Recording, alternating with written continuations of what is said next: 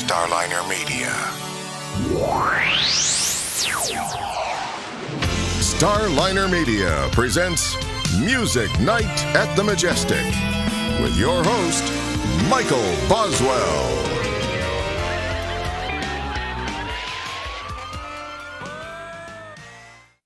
All right, it's time once again for Music Night at the Majestic, and with us tonight, Frank Hannon. Frank, welcome to the show. Hey, Michael. Thanks for having me on your show, man. We're going to have some thanks fun. for taking the time to join us. Now, for those who don't know, Frank's the founding member, lead guitar player for Tesla, but he also has a prolific solo career, and he's got a new record out. So we'll get to that. But in the meantime, Frank, we always start out with questioning every saying that every musician's journey starts somewhere. Where was that somewhere for you? Well, that would be in the 70s in South Sacramento, California. Up north. Sacramento is northern California, east of San Francisco. And my musical journey started as a young kid with a very wild and crazy mom who was a child of the 60s generation, summer of love, a wild and crazy hippie. And I was born in 66. And between her and my grandma, who was the opposite, my grandma was very structured and I would go back and forth. So I would be with my mom and go out to these parties and see all these rock and roll bands from the late 60s as a young guy. And then I would go to my grandma's house and she would have a Wurlitzer organ in her living room, and I would sit on her lap and play that. So that was my first intro to music, with the two very diverse different things. And then my mom married a Mexican guy, which had a really big Hispanic family. And I got exposed to a lot of different styles of music, which I contribute to my love for all kinds of eclectic different styles of music that I incorporate into my own.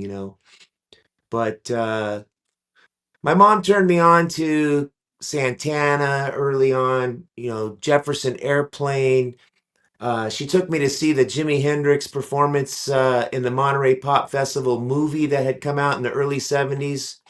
The concert was in 67, but in like 1974, they made a movie out of it. And I was a little kid, and she took me to see that. And that really blew my mind when he was playing Wild Thing on the guitar, and it was like, wow, I want to do that.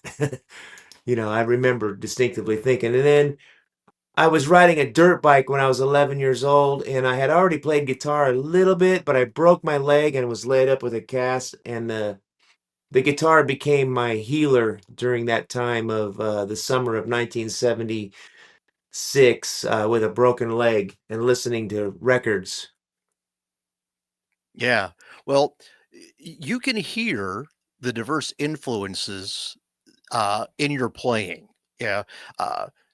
Because like on your riffs and your solos, you don't hear just like, a lot of times you'll hear just like rock stuff. You hear the rock influence, but in you incorporate a lot of different things that really makes your stuff distinctive. Well, thanks for noticing that. Yeah. Sometimes I wonder if it's a fault because I'm all over the map experimenting, but I like to learn a lot of different styles, and I like to grab different spices from different styles, whether it's jazz or bluegrass or maybe some fiddle playing or classical music, and then heavy metal music. I grab a little bit of elements from everything, and because I'd like to learn different styles on the guitar, different chords and different ways that the old school guys were doing it, the guys that invented it, whether it's Les Paul or Chet Atkins or Freddie King. I like to dabble with pulling those spices and putting on my own pizza. Yeah. Well, as I it always should equate be. music and making music to cooking food, and adding different spices to it. You know what? I make the same analogy, Frank, saying that you've got the basic ingredients, but all those things that you add just like with cooking, if you do a little bit too much of this or not enough of that, it totally changes the flavor of what you're doing. Yeah. Right. It And you can does. take And, you, if you're like me, you just kind of, you don't really use measuring utensils. You just kind of throw stuff on there here and there. And every time I make, something, it tastes a little bit different each time. But you end up inventing your own recipes for things sometimes. And, when you get one that works, then you come back to it. And it's a lot of fun. Making music is a lot of fun. And then the other analogy is that once you've created it, you serve it up on a platter and you hope that people enjoy it. exactly. Well, the thing is, yeah, there's only a certain number of notes, that Right. everybody has to work with. But, Mm-hmm. you know, what order you put those notes, the phrasing, then, say all the other influences, that makes the difference between something that's unique and something that sounds like everything else. And the world It's has enough true. stuff that sounds like everything else. It's true. And especially with guitar, it's such a versatile instrument. Like you said, there's only so many notes. There's only 6 strings and there's only 22 or 24 frets, depending on what you got. But it's how those notes relate to each other, but also how you touch the guitar, how hard you play it, how soft you play it, what chords, intervals, and chord changes you do. There's so much versatility in a guitar, and it's such a human instrument in a sense of, like I said, how loud, how hard you touch it, how slow you play it. There's so much versatility in a guitar. Well, I always use the analogy that instruments are tools. Yeah. Sure. Just like with a carpenter's tools. If you don't know what you're doing, you're not going to build a very good house. Yeah. There's However, a lot yeah, of analogies like that that definitely ring true. Yeah, it's definitely a tool. And all the amps that go along with it, and the pedals, and there's so many different tools that you can put into the creative process. yeah, exactly. But it's that human element. That's what makes the difference. You can buy the most expensive guitar in the world, but if you don't have the talent to do something with it, it does you no good. Well, I guess that's true, and you can work at it, and even if you do have a smidge of natural ability, like I feel luckily I did discover that it came easy to me at a very young age. Like I said, I was 10 years old when I really started going for it. And it was a lot easier for me to do than playing basketball. I'll tell you that. It came more natural to me than what the other kids were doing in my neighborhood, like beating each other up and fighting and doing all that crazy stuff. Playing guitar felt more natural to me, but it does take a lot of work and dedication to doing it. Um, but it's a constant journey. It's a constant learning. I mean, I've been playing guitar for 50 years, and I'm still stumbling on old artists that I hadn't heard of before that are playing something really unique. And when you put a guitar, you can put the same guitar in a different player's hands. Like you can put a Les Paul in Carlos Santana's hands, or you can put it in Dickie Betts' hands, and it's just going to sound like those individuals. Same guitar, Exact, but different person. That's because the exactly. fingers are actually touching the strings. It's a very hands-on instrument. Absolutely. Now, for you, what are your go-to pieces for guitar? Well, on this new record that I just created, um, it's all about guitar for me. Like I've always been a lover of guitar, but I've always dabbled with producing and playing keyboards and trying to sing and trying to produce other bands and all this stuff. But with this record, my goal was to get back to basics of who I am and play guitar instrumentally and use the guitar as a voice. And it started with this blue Gretsch guitar right there that was given to me. by a friend who's no longer with us. But he knew I was a big fan of Brian Setzer. And that blue Gretsch, this is a black Gretsch here. It's the Gretsch Electromatic Brian Setzer model that was my go-to guitar on this album. And then, but historically, my favorite guitar by Gibson is an SG guitar, and that's what this is here. And this particular SG is on loan to me from Dickie Betts. See, it says Dickie Betts prototype #1 there. He loaned it to me, and he told me I could keep on using it.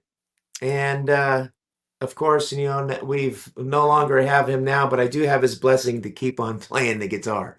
So the That's SG awesome. guitar is my favorite Gibson, but right now my favorite tone is coming from the Gretsch guitar. And it's because it's a hollow body and it has these Filtertron pickups which have a twang to them. And it gives it a very unique sound. Yeah, fantastic. Now tell me this, for on Modern Day Cowboy, what were you playing on that? I was using a Gibson SG into a Marshall 50-watt amplifier. And just very basic, no distortion or wah-wahs or any crazy pedals or anything. That's one thing I'm very proud of our first album, is that we were very just stripped down and not really overproduced. Luckily, the producers that we had at the time took us up into the woods up in Bearsville, New York, and we recorded that record. And Modern Day Cowboy and Changes and Getting Better and all those songs on that first record were just recorded live in the studio, pretty much stripped down. Yeah, that's great. I mean, it's the rawness, if you will, is it makes it real. Yes, sir. Yes, sir. And luckily for us in that era of music in the 80s, our record came out in 86. And 1985, we had been writing it. 1984, we had been playing the clubs. And, I was only 17 years old at the time, 16, 17, 18 years old. But I was really into recording on a 4-track cassette tape. And I had gotten the bug of recording demos. And by the time we found a producer that was willing to produce us, we had a record company. Tom Zutot was at Elektra Records and he moved over to Geffen Records. He knew he wanted to sign us, but he wanted to wait until we were ready. So in that meantime, while we were waiting, I was producing little 4-track cassette tapes of the recordings and the songs that we were writing. And during that time, there was a lot of famous producers. And if you remember in the 80s, records were really overproduced. Just tons of production, reverb, and crazy double tracking of everything. And so producers would come and audition us up in Sacramento, thanks to the record company trying to find someone to produce our record for over a year. And we got rejected by a lot of them because they said, well, these kids aren't really ready. Their sound is too raw. We can't really produce this. But then finally, Steve Thompson and Michael Barbiero, who had just recorded Phantom Rocker and Earl Slick, and it was a really raw sounding record, they agreed to take us under their wing, and they took us up to a farm up in upstate New York. And their goal was to keep us raw and not overproduce it and let us play live in the studio. And that's basically how we did our first album. Well, it's great that it worked out that way. I'm sure it was tedious waiting for the call to come that it was time to record. You had the deal, but in the end, I think Mechanical Resonance, makes it worthwhile.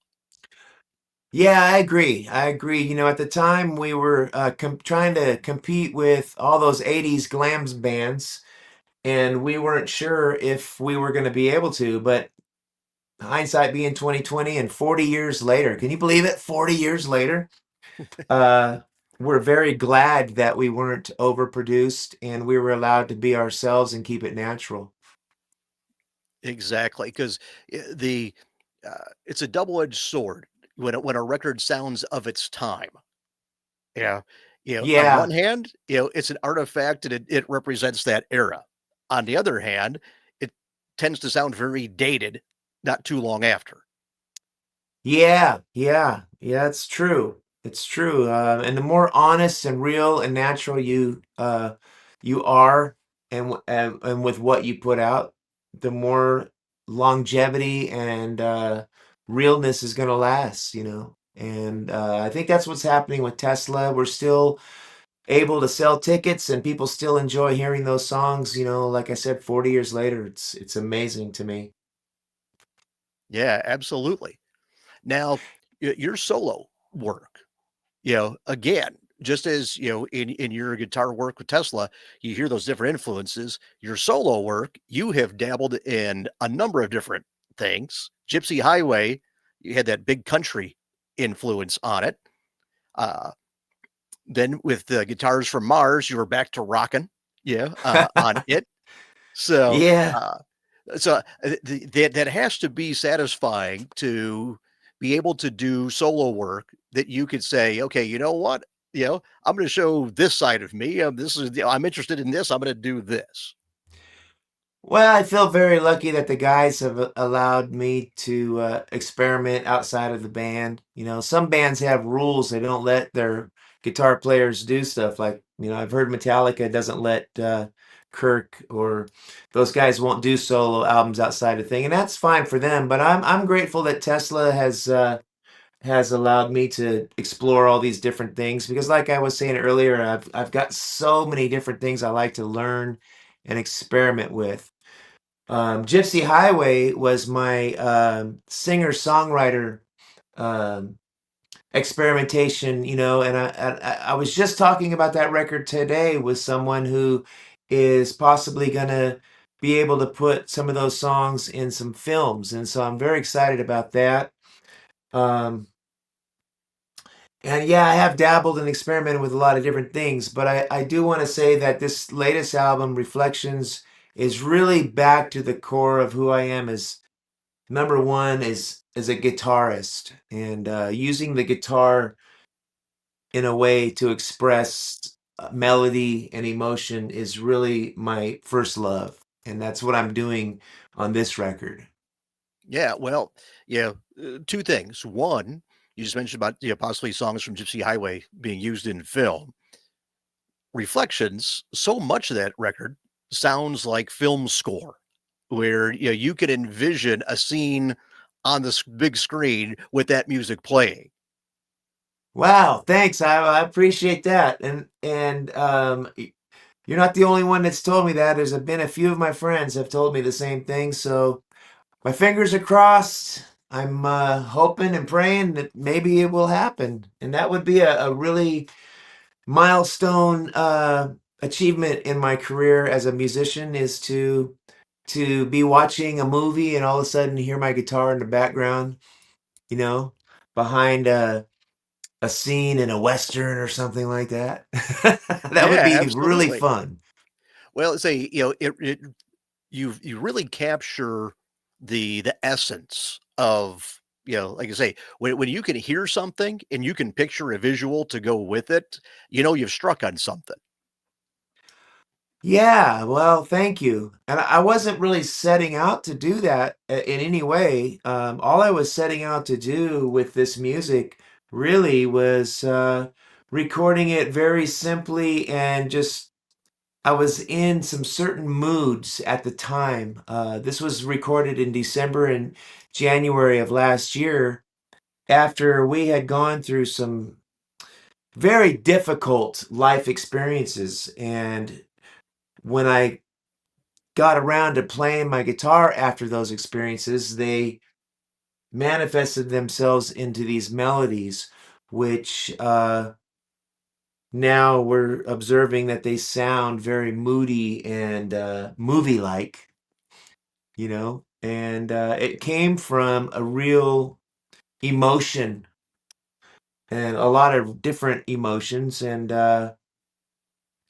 really more so than I ever have on a recording.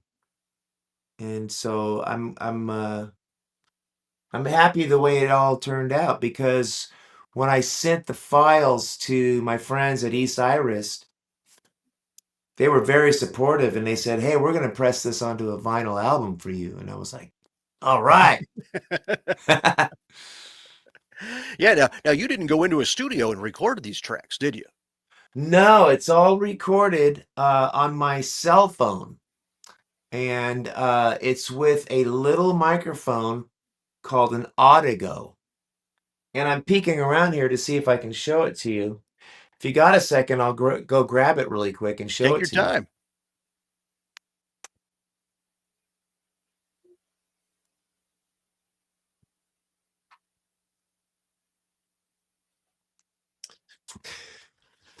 Okay, so Audigo, this is the box. That's what it looks like. They just sent me another one because the one I was using on the road got smashed. Mm. And I sent them a picture, and they graciously rushed me out another one. It's a great thing. I'm just opening the box right here on Music Night. We are going to do the unboxing there of my new Audigo microphone. This is exactly the microphone right here. Let's see if it has a charge. It does. There's the blue light. This thing sounds fantastic. It's got a microphone on each side in stereo, and it's portable, and I just set it in front of my guitar, and it has an app on my phone, and I just record using that microphone instead of my cell phone mic, and it sounds really great. And then you can overdub a bass, or you can use that microphone for all your instruments, and you get multi-track on your phone. And then you can remix it with your headphones. You can add reverb, you can add some subtle effects if you want, and then bounce it down and email it to somebody instantly. And literally, I was in the studio after I had all my songs mapped out that I wanted to put on this Reflections album. And the engineer said, "Hey, can you turn the level down a little bit on this one particular song?" Let me see. Let me look. Here's the album here. I can't believe it went from my cell phone to a 12-inch vinyl. But it was this song, Into the Blue. I had emailed him, and I literally adjusted it on my phone, sent it to him again, and they pressed it into the vinyl. Wow. So it's really it was really a neat, organic, simple, stripped down way of recording using this Audigo microphone. Tell me this, Frank. About how many guitars did you play on this record? Well, I used the Blue Gretsch, I used the SG, I used two different acoustics, and a bass, an SG bass. This is an SG, but it's a bass, and I use this on every song, and it has a really nice, thuggy kind of authentic bass tone. And that was it. No drums, no singing, just guitars and bass. That's it. No. Well, the Blue Setzer Gretsch, the opening track, "Walk in the Rain." That's what you're Yes, playing on sir. that one, correct?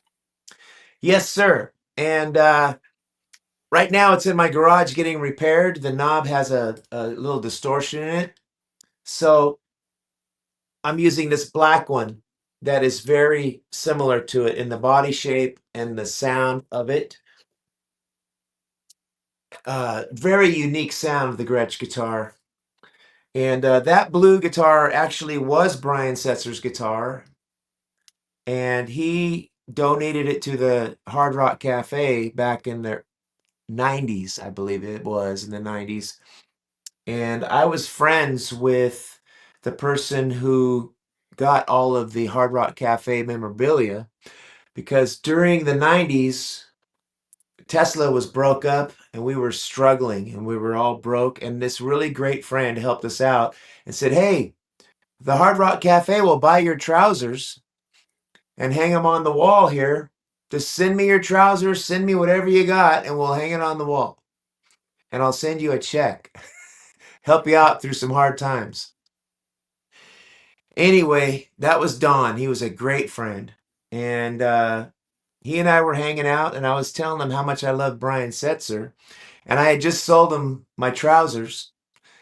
And he said, "Well, here you go. Since you love Brian Setzer, I'm going to give you Brian Setzer's guitar." I couldn't believe it. I was like, "Really?" It was such a gift. And I've been playing it in my studio off and on for, over 20 years since he gave it to me. And finally made it on a record. Wow. Now, just out of curiosity, what's a couple of your favorite Setzer songs or riffs? Well, obviously the Stray Cats stuff is legendary, and the performance from the US Festival, the video of that is just mind-blowing. But I love the way he does Sleepwalk. He does a rendition of Sleepwalk with his Bigsby tremolo, and I love the way he plays Mystery Train. Mm-hmm. He does a great version of Mystery Train that I've tried to learn. Yeah. I mean, you can't help but, you like his stuff. Man, he is just authentic and he just knows those chords. It's all about the chords, when it comes to rockabilly or anything really. And with the tone and the feel and the fire. Yeah, he's a great guitar picker. I love him. Yeah, and And live, he's so unbelievably appreciative of the audience response. It's really really nice to see. oh yeah. Yeah, he's a natural, man. Tesla did a festival over in Spain. And this was before COVID, I think 2018. And the Stray Cats did a reunion over there, the three of them. And I was just watching from the side of the stage, just my jaw going, "Oh my God, listen how great that sounds." Man, just the three of those guys, just boogieing. And there's a great video of my father-in-law, Dickie Betts, jamming with Brian Setzer at a guitar show in New York. I think it was in the middle of the 80s. And they were just bouncing off each other, just fantastic. Absolutely. Well, hey, getting back to Reflections, the video for Our Father's Love, you shot that in the Sierras? Yes, that's right up here, about 30 minutes from my house. And as a kid, that's where we used to go camping up there. And it's one of my most spiritual favorite places on the planet. It's gorgeous up there, the Sierra Mountains. I lived up in the foothills up there. I've lived up here in these foothills all my life, but that area, that elevation, I lived throughout the early 90s. I lived up there in the snow, and I had my hand at being Grizzly Adams for a minute there. Stacking firewood and doing all of that, mountain man living. And so when it came time to record a video for that song, I called my buddy Kelly Smith, who's got a drone camera. And we went up there this last winter and had some fun. And he flew the camera around while I played my guitar, and we filmed it because that melody of Our Father's Love has this, to me, this big, open, grand feeling, and this big Native American kind of feeling in the melody. And so I thought it would really do the song some justice if we could get that big, open, spacious video shot up there. Yeah. Well, the next track, San Francisco, it starts out, the first 3 minutes are very atmospheric, and then you veer into like a Spanish guitar type thing, so taking you on a journey. Yes, sir. Well, I'm really honored and flattered that you've got the details. You've listened to the record it in detail. Thanks a lot, man. That song there, I showed you that SG bass. Mm-hmm. It was written with the bass with the Audigo microphone the bass line on that song from start to finish, the full 4 minutes, by itself, I was just playing the bass, like a bass solo. Trying to imagine what the guitars would do based on Jefferson Airplane influence. And actually, It's a Beautiful Day is one of my favorite bands from San Hmm. Francisco. And their main sound is a violin. They do Whitebird and they're a very rare, obscure band from the San Francisco scene. So I was playing the bass, imagining what It's a Beautiful Day would do with a violin, what would Yorma do on the guitar, and just played bass for about 4 minutes straight. Went back and listened to it and immediately just started layering the guitars without thinking, just improvising. And when it came down to that middle break, I just started goofing around and playing some flamenco classical sounding guitar because I had thought that I had made a mistake. And I was like, well, I can't punch in on this recording thing, so why don't I just goof around a little bit and play some flamenco guitar, thinking that I had made a mistake and I was going to have to erase the track anyway. So then when the song came to an end, I pushed stop and I hit rewind on my phone there and I listened back to it before I erased it because I have learned give it one chance and at least listen to it once before you erase it. I listened back to it and I was like, I don't hear the mistake. And not only do I not hear the mistake, but wow, that Spanish flamenco thing came out pretty good. It was a total accident. I was really not seriously trying to do a Spanish flamenco solo. I was really doing it just because I was joking around, thinking I had already made a mistake. I was going to erase it, forget it. Let me just goof off here for a minute. So it was really one of those lucky accidents that happened. And now every time I listen to it, I'm just shaking my head going, wow, how did I pull that off? It was really unintentional and really a very lucky accident that I'll live with for the rest of my life. I'm totally happy with it because I don't think I can ever recreate it again. Honestly. Well, I think that's so many times in songwriting, it's like divine intervention happens, and you wind up with something that you didn't expect for the better. Yes, that happens on rare occasion. They call it capturing lightning in a bottle, I think, Hmm. is a phrase I've heard for that. And that's one of the things that I learned from Michael Barbiero back in the old Tesla days. He would do that. He would hit record when we weren't thinking that we were being recorded. See, he would be playing the track.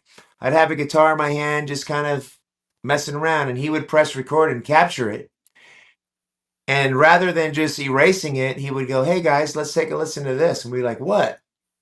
"Oh, well, I recorded that." "You did? Really? Okay." And we'd listen back, and sure enough, it would sound good because we weren't thinking. We were just Hmm. doing it and having fun. Yeah, just let it flow out of you. So I've learned to give things a chance and don't just immediately erase or delete stuff. You know, if you think you messed up, you may have messed up, but sometimes that mistake and that mess up is actually what sounds great. Yeah, absolutely. Well, hey, continuing our cinematic feel of these songs, 100 Miles. Like, hearing that, it's like this is like the perfect opening theme to a movie or a TV show about truckers. It just has that feel to it. Well, thanks. I'm gonna mention that to the person that's gonna be trying to get me some commercials or some film stuff. Because it is a driving sounding song. It's just a feel good driving across the country sounding song. Yeah, it is. Yeah, it's like if they were to do a series like Moving On or what have you, that'd be the kind of song you'd want for the theme. Ah, right. Moving on. I built a model of that semi truck. Who was that Clay? Who was that guy that was in that show? Claude Akins and Frank Converse. Yes, Claude Akins. Boy, I've seen him in so many westerns, and yeah, when I was a kid, that was one of my favorite shows on TV. Same here. Hey, we're Same dating here. ourselves, man. This is great. Well, I think we're only a couple of months apart, Frank. So Yeah. Well, we both got some chrome going on, see? It's not gray, exactly. it's chrome. Yeah. Well, I've got a lot more chrome than you. Chrome is good, man.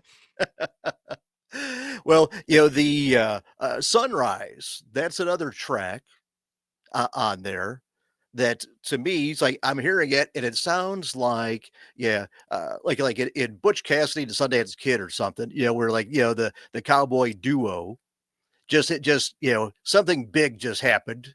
They're kind of reflecting on it, and then they have their reflection, and then by the end of the song they've resolved that they're going to fight on and do the right thing. That was the vibe I got from Sunrise. Well, thanks, man. That song there came from some emotion that I was feeling when my buddy Jared texted me and said that his wife was expecting their baby and they had just gotten their ultrasound and they discovered they were having a boy and he was going to have a son. And Jared James Nichols is such a great guy, man. He's just such a positive guy. And I was really happy for him and his wife Amanda that they were going to be expecting their baby boy. And so I just started recording that melody and I called it Sunrise because it does also sound to me like the sun is rising slowly the way I build the melody up. But it was inspired by the emotions of joy for Jared and Amanda. And they have since had their baby. His name is Jet. And very happy for them. That's great. That's a great story. Yeah. So, now, Plank Spanking. That's just a fun song. Yeah, that one is like a rockabilly number. And it's blues, but it's what we call jumpin' blues. Hmm. Jumpin' blues is like sort of like rockabilly, uh, good time jumpin' swingin' blues. And there was a band in my hometown called Little Charlie and the Nightcats. Hmm. And Little Charlie was an amazing jumpin' blues guitar player that I used to go watch when I was little. My mom would take me to this bar called Malarkey's, and they wouldn't let me in because I was too young. But there was a window on the street that you can peek in and see the band right there. And little Charlie would always stand by that window, just shaking his leg and just swinging that jumping blues guitar. So that was a big influence on me. And that kind of guitar picking over blues changes is challenging to me. And so I wanted to put a song like that on the record. And the title "Plank Spankin'" was derived from the term plank spanker, which Hmm. is something that is a British term for a guitarist. And Rick Allen from Def Leppard called me a plank spanker one time, and I didn't know what the heck he was talking about until he explained it. And with his English accent, and I was playing some jumping blues in the dressing room one time on a tour with Def Leppard, and he peeked his head in and he goes, "Frankie, you're a bloody plank spanker." And I asked him what that meant, and he told me, because I had never heard of that before. So when I did the track on this record, that was the first title. And what's really interesting to me is there's no words to these songs, but the titles came very easily to me, describing the sounds of these songs individually. Walking in the Rain, the rhythm of it and the chords literally came to me when my wife and I were out at a stroll one afternoon and it was raining. And I got home and recorded it and titled it Walk in the Rain, just, because it's reflected the sound of the song and where it came from. And that's the same for Plank Spankin' or Into the Blue, all of them.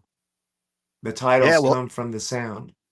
yeah, well, you mentioned Into the Blue before, and then just now that song has got it again. This is my interpretation, perception of it.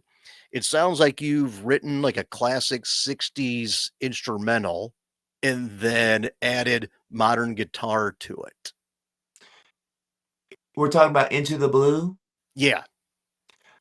Yeah, I would say it would be influenced a lot. The chords are really a slow Billie Holiday jazz influence, kind of similar to the song Summertime, Mm-hmm. with a real melancholy sound. And the lead part over it is definitely an exercise for a guitarist on laying back and contemplating and playing notes and phrases in a way that are contemplative. And when I recorded it and came up with it, I was doing it in my cabin on a cruise ship. And I was looking out over the water. We were in the Bahamas, and there was just an endless sea of blue water. And I was just taken by how enormous that was.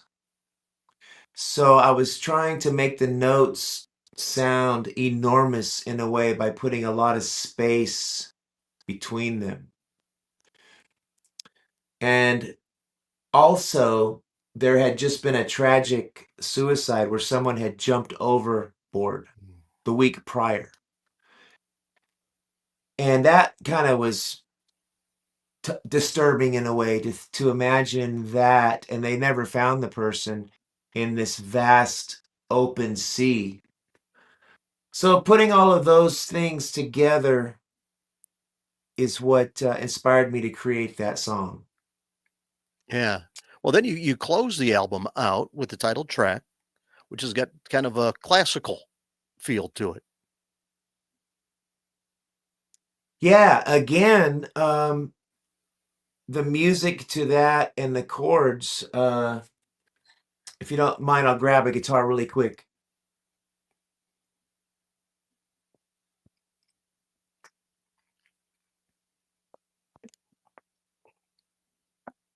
Now tell me, can you hear this? Unfortunately, no. For some reason, these programs seem to mute out guitar. If it's not a voice, so I'm sorry, you'll have to edit that. That's fine. I Um, appreciate you willing to play something. well, I figured it out on Zoom. On Zoom, there's a setting that says enable original audio, and you click on that. All of a sudden, boom, now it's not filtering out the guitar. On this StreamYard, I haven't figured it out. I'm not going to do it now because it's too late, but I will figure it out on StreamYard. If I do another one, I want to be able to play guitar to demonstrate stuff. Well, So I just created some editing work for you. I'm sorry about that, Michael, but that's okay. To make up for it, you'll have to come back and we'll talk some more. we'll talk about the song Reflections. So on the digital release, there's a 13th song, which ended up being the title track for the album. There's only 12 songs on the vinyl release, physical copies, which doesn't include the title track because it was an afterthought. I had been watching the news, and this was back when that horrible plane crash happened in DC when the helicopter and the plane collided. Mm-hmm. Man, that really just freaked me out. I was really disturbed by that event. And how in the world could that happen? And I was playing those chords and came up with that sound of really, again, contemplation. Uh, the title Reflections and all of these songs are really coming from a place of contemplation and emotion that comes with that contemplation transferring into guitar and the sound of the melody and the chords. And when I listen back to that song Reflections, those chords, the way they go together, are very contemplative. And that's the story of that one. Yeah. Well, before we wrap things up, In the Grooves, your podcast, reviewing vinyl. Let's talk about that Yeah. real quick. Well, thanks. I have got what's called the vinyl virus. And, you can go crazy collecting vinyl. And let's see what I've got here. I've got a great vinyl by this band called Hermanos Guitares. And check it out, man. It's blue. Oh, wow. Yeah. And I have yet to talk about this album on my In the Grooves thing. I'm always dabbling with different things. I had a podcast called the Far Out Podcast. This was before COVID and before this video stuff. I was just doing audio, and I got about 20 episodes of that. People can find that on Spotify or iTunes. It's called the Far Out Podcast. But getting back to vinyl, yeah, I do the In the Grooves vinyl review. This Leonard Skinner album is definitely a classic. Going to be talking about that. Let's see what else we got here. Oh, Prince's greatest hits, which again, if you have the vinyl virus, it's addicting, man. This one is on white vinyl, creamy There you white go. vinyl. But there's nothing like the sound of that needle dropping into the grooves of that vinyl, the tone of that material, and the motion of the turntable spinning. I believe music and waves are a very physical thing, the element. There's got to be air moving, there's got to be motion. Like a B3 organ, the inside of a B3 organ, there's wheels in there that are turning that create that sound. And a guitar, there's the strings. When you have to play it hard or play it soft, and you get that sound from creating that motion. That's why I'm not too much a fan of these modeling and fake simulators and things like that, synthesizers, because there's no real motion and air and movement going. And that's what makes me a fan of vinyl albums, is there's actually a wheel turning and the needle going down, vibrating. And there's a sound and a bass that you can feel in your chest that comes from that you can't get from a CD or an MP3. So, and I also had mentioned earlier that music to me is a lot like serving up a meal. So when you go through the process like we did when we were kids of going out to the record store, bringing home the album, opening it up, taking it out and looking at it and putting it on the turntable and then playing it. It's like an event, like almost like having dinner. Well, And you can't read liner notes on an MP3. no, the liner notes are always great and entertaining, and this big piece of physical product with great pictures on it. You know, there's that part of it. There's the value of the energy that it took for you to go get it, and you appreciate it more. And then you tend to listen to the whole thing from start to finish. Whereas when you're, just listening to music on your phone, maybe you'll just look up a song, listen to it for a couple seconds, and then on to the next thing. So yeah, the vinyl is a great medium, and I'm so glad that we have it still in our life. It's made a comeback now from our childhood, and it's put a lot of fun back into the listening experience. Absolutely. Well, hey, before we go, talk about Tesla's dates. You've got a Las Vegas residency you guys are doing.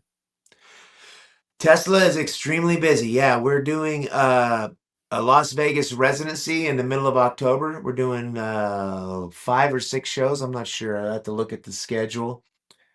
I'm also going to Cancun, Mexico in November. There's a big music festival there Tesla's doing.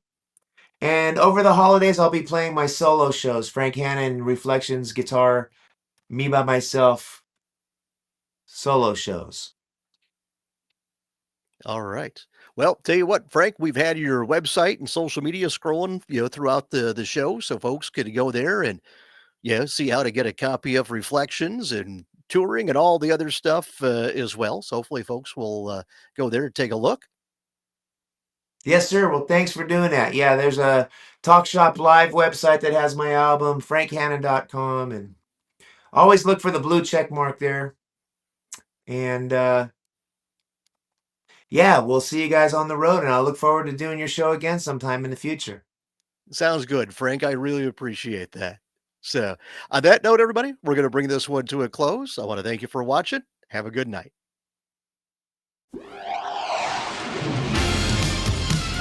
This has been Music Night at the Majestic with Michael Boswell.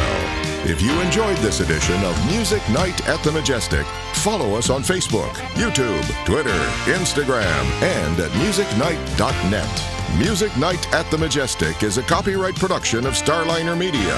Any use of the accounts and descriptions of this program, its audio or visual content, without the express written consent of Starliner Media is prohibited. Thank you for joining us this evening. We'll see you next time for Music Night at the Majestic. This is your announcer speaking.